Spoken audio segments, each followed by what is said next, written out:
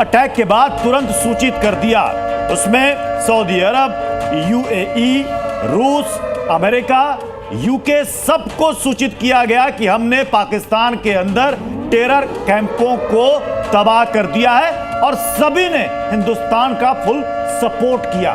America ne कह दिया आपको पूरा हक है अपने बेगुनाह नागरिकों की मौत का बदला लेने का। तो यह बहुत बड़ी बात अमेरिका की तरफ से कह दी गई। तुर्की, चीन, ईरान की तरफ से कोई बयान पाकिस्तान के समर्थन में नहीं आया। पाकिस्तान के पास अब ऑप्शंस क्या नजर आ रहे हैं आपको, अगर आप देखें? देखिए, पाकिस्तान के ऊपर जो मुझे ऑप्शन नज़र आ रहे हैं कि इनकी लड़ने की कैपेसिटी नहीं है। जब कैपेसिटी नहीं है तो ये फिर जाके रोइंग इंटरनेशनल पटल पे है कि इसका समझौता सरेंडर कर देगा पाकिस्तान। और अगर उसने किया तो 4 दिन से ज़्यादा टिक नहीं पाएगा। जो जितना बचा कुचा पाकिस्तान है वो भी बर्बाद हो जाएगा। वहाँ के लोगों के पास खाना नहीं है, पानी के लिए पीने के लिए पानी नहीं है, और वहाँ का पेट्रोल वगैरह खाना सब आर्मी ने ले लिया है। डेली उनकी करीब 40 लाख डॉलर्स की आर्मी को सिर्फ सस्टेन करने के लिए वहाँ पर था। और अभी जिस तरह के अटैक हुए हैं, उनका जो फॉरेन रिजर्व है वो सिर्फ $8 बिलियन है। आगे जो है उनको IMF कोई फंड देगा नहीं, FATF की ग्रे लिस्ट में दोबारा आ जाएंगे। तो देखिए, सब कुछ चीज़ ये चलती हैं धन से।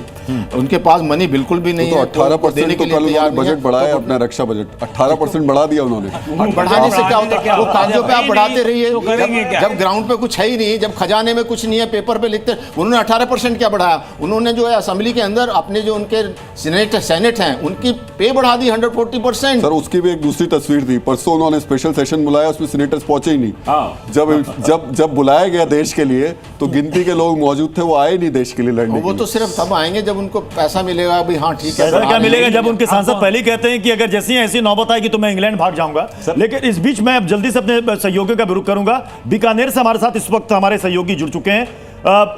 यह कहा जा रहा है कि बीकानेर से भी एक अटैक हुआ है पाकिस्तान में, और आज राजस्थान में एयरफोर्स की एक एक्सरसाइज भी है। क्या जानकारी है आपके पास? जी बिल्कुल, देखिए जानकारी मैं आपको दे दूं, पूरी तरह से जमीन से लेकर आसमान तक सील पैक कर दिया है भारतीय सेना ने। पाकिस्तान की तरफ खलबली मची हुई है। बहावलपुर का जो इलाका है, जो खाजूवाला, गंगानगर और बीकानेर से बॉर्डर से जो जुड़ा हुआ है, वहां पर खलबली की जो खबर है, क्योंकि जो जिस तरह से एयर स्ट्राइक भारतीय सेना ने की है उसके बाद खलबली पाकिस्तान में मची।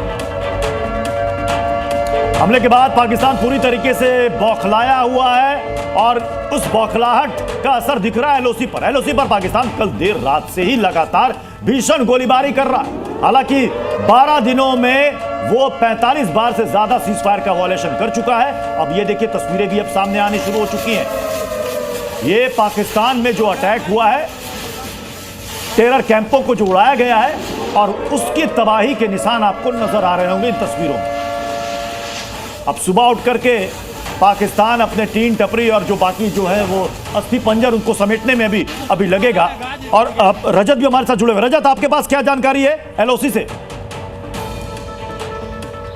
जी बिल्कुल, लगातार हम इस समय नौशहरा एलओसी पर मौजूद हैं, जो कि इसके अगर हम पार के इलाके की बात करें तो यहाँ पर जो कोटली का इलाका पड़ता है, जहाँ पर ये जो स्ट्राइक है वो की गई है। कई सारे लॉन्च पैड उड़ाए गए हैं और अभी अगर बात करें तो रुक रुक कर फायरिंग हो रही है। पर पुंछ इलाके की बात करें तो हैवी शेलिंग वहाँ पर हो रही है, आर्टिलरी फायरिंग हो रही है। इसके अलावा इसी को देखते हुए प्रिकॉशनरी मेजर के तौर पर पुंछ, राजौरी के साथ साथ जम्मू, सांबा और कठुआ इंटरनेशनल बॉर्डर पर भी पूरी तरह से स्कूलों को बंद कर दिया गया है। शैक्षणिक संस्थानों को यहाँ पर फिलहाल के लिए अगले आदेश तक छुट्टी दे दी गई है, क्योंकि पाकिस्तान लगातार नापाक साजिशें जो है वो रचता रहा है। और अभी भी जिस तरह से उसने एक बड़ा जो घाव है वो देर रात झेला है, अब उससे कहीं ना कहीं वो कोशिश कर रहा है कि जम्मू कश्मीर में हमले कर सके और इस तरह की। और एक और बड़ी खबर आ रही है ऑपरेशन सिंदूर से जुड़ी हुई। पल पल की हर अपडेट जी न्यूज पर आप देख रहे हैं।